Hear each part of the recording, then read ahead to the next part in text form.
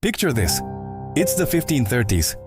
The age of exploration is in full swing, and tales of golden cities in the New World are fueling the ambitions of men across Europe. One such man was Hernando de Soto, a Spanish conquistador hardened by his time with Pizarro in Peru. Having already tasted immense wealth from the Inca Empire, de Soto set his sights on a new prize, La Florida, a vast mysterious land that stretched far beyond the peninsula we know today. He dreamed of finding another empire, richer than any before. In 1539, de Soto landed on the shores of modern-day Florida with a massive private army. We're talking over 600 soldiers, horses, war dogs, and even a herd of pigs.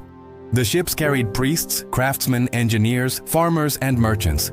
Some with their families, some from Cuba, most from Europe and Africa. Their mission was clear: find gold, claim land for Spain, and convert the native populations. But La Florida was not Peru, and its people were not the Inca. Near de Soto's port, the party found Juan Ortiz, a Spaniard living with the Mocoso people.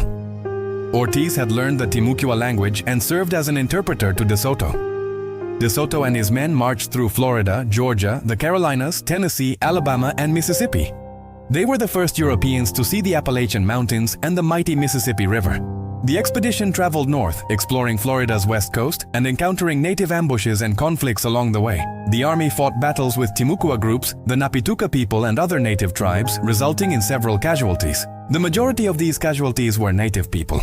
In 1540, from their winter location in the western panhandle of Florida, having heard of gold being mined toward the sun's rising, the expedition turned northeast near the Ocmulgee River. They found artifacts such as glass trade beads, metal objects including a silver pendant, and some iron tools. Arriving to South Carolina, the expedition was received by a female chief, the Lady of Cofitachequi, who gave her tribe's pearls, food, and other goods to the Spanish soldiers. Not all encounters ended in conflict. After 3 years of journey and several battles, he lost many men, most of his supplies, and the hope of a quick and easy conquest. The dream was dying.